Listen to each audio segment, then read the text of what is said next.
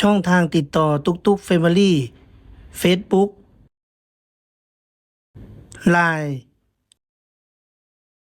เบอร์โทร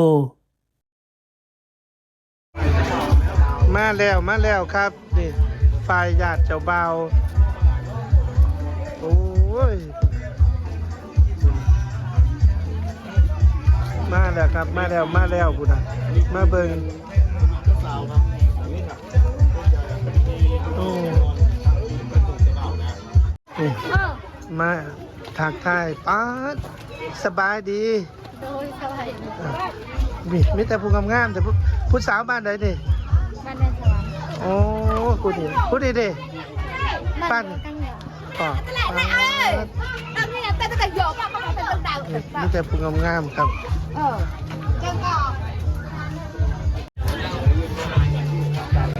มาแล้วเจ้าสาวนี่กับมู่เจ้าสาวนี่กับมู่เจ้าสาว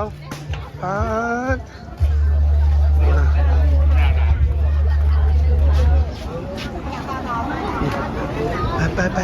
ลัดไปเบิ้งไหมมิตรผู้งามลัดไปเบิ้งคนงาม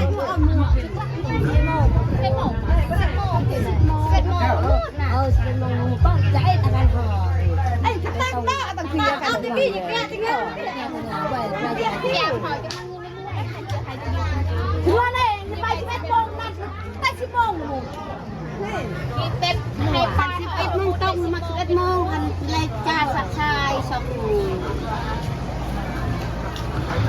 โอ้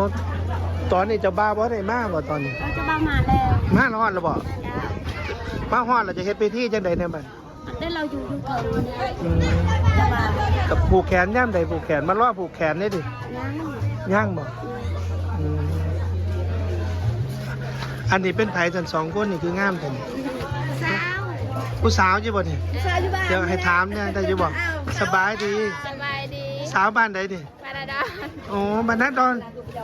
ซื้อว่าจังใดชื่อนางหยังนางผู้นี้ดิเดี๋ยวผู้นี้เรื่องนี้สบายดีให้ถามนะเดี๋ยวเบิ่งนะอันนี้มานี่นะมันแสงเจ้าจ้าพวกผู้นี้ดิบ้านใดดิแบบนี้คือกันอ้าวมาผู้สาวบ้านดิมันเป็นธรรมดาตัวนี้เนาะมีแต่ผู้งามๆผู้นี้ซื้อหยังซื้อแน่นผู้นี้ซื้อนางผู้นี้ซื้อแน่นนอนหนูเบิดจักปีละสาวแน่น19โสดใช่ป่ะนี่แท้ใช่ป่ะสาวนางดิเฮ็ดเวียกอยู่ไสนี่บ่ได้เฮ็ดเวียกอยู่ไสเฮ็ดสวนบ่ปาดขุดมันปาดเฮ็ดทุกอย่างเลยขนาดขุดมันนี่ยังงามปานนี่งามคักเนาะ